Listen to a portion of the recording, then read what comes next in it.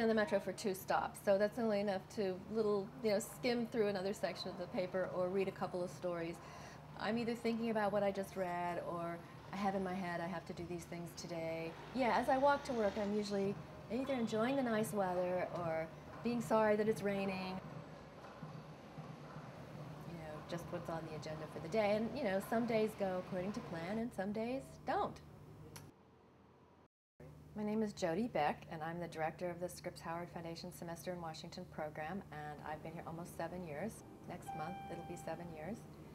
A lot of people applied for it, but they said because I had both news experience in Washington and teaching experience that's why they hired me. So I started with the summer interns in the summer of 2003. I've been working to try to improve our technology, step by step making that happen.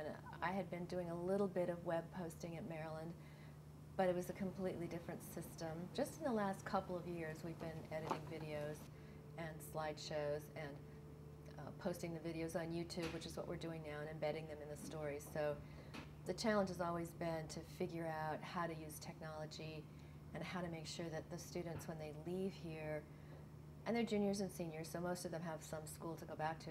When they leave here, they have some more of those skills. Universities are doing a better job, are beginning to do a better job at teaching at the undergraduate level, but a lot of them are still just changing their curricula, so they're behind where industry is. Industry's way ahead of most universities.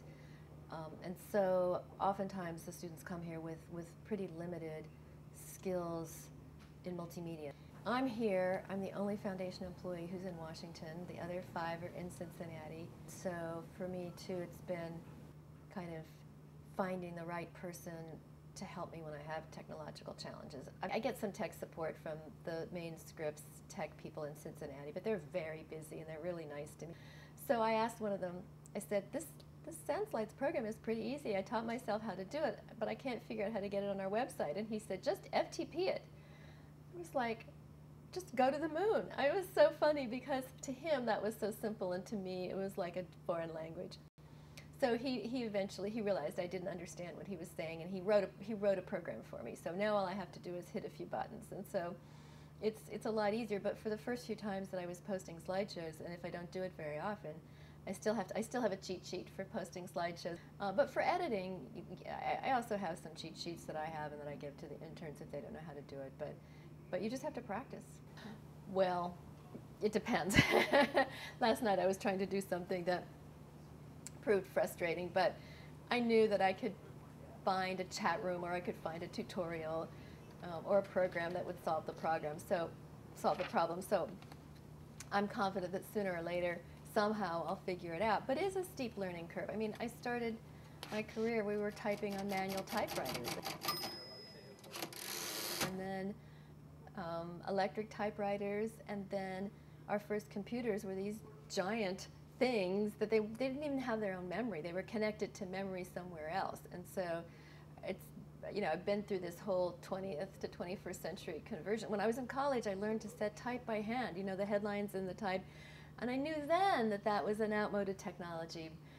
How you communicate is so driven by technology, and you just have to learn the new technology. And I don't want technology to control me. And we have a little flip camera, and we have a little Canon camera that takes videos.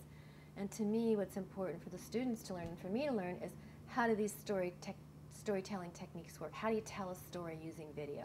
How do you tell a story using words? How do you tell a story using individual pictures or a photo gallery or a slideshow? And how do you put the pieces together? It doesn't matter what kind of gear you're using. It doesn't matter what programs you're using. And so to me, it's the technique. You have good days and you have not so good days in any kind of career or life that you have. And so I might get frustrated. I might need to just leave for a while, or that to me is getting away from it is important, whether you're writing a story that doesn't seem to be coming to you, or you can't learn. I mean, I was trying to learn this computer program last night, and I was close to getting ready to leave, and I realized it was going to take me longer than I thought, so I thought, this is a good time to stop, and I'll come back to it some other time, but I'll figure it out.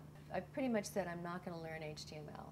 I know a little bit of HTML, but I'm gonna let that go to the interns. I'm just going to draw that line right there. Okay, well, people my age or older, some of them really like it, and some of them are a little nervous by it.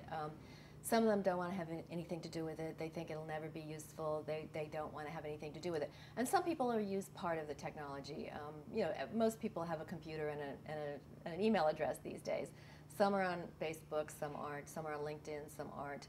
I think we all have friends who are more nervous about it. And I think maybe the older you get, or the older people are, they're less likely to adopt it. I had a professor when I was in grad school who was very good technologically, and I wasn't yet. And he said, the best way to learn this stuff is just to noodle around on it, just to experiment and try things out. And it was hard for me at first, but I eventually sort of realized that that's not a bad technique. And I do learn things that way. Some things I can't learn that way. Some things, like FTP it to the website, I'll never learn that by myself.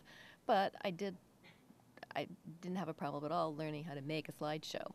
So it's a balance. And I'm not as technologically adept as some people, but the whole history of journalism is adapting to new technology that lets you do new and different things. And some of them are better and helpful, and some of them may not seem so at the time, but generally speaking, we communicate a lot faster, and that's what journalism is about.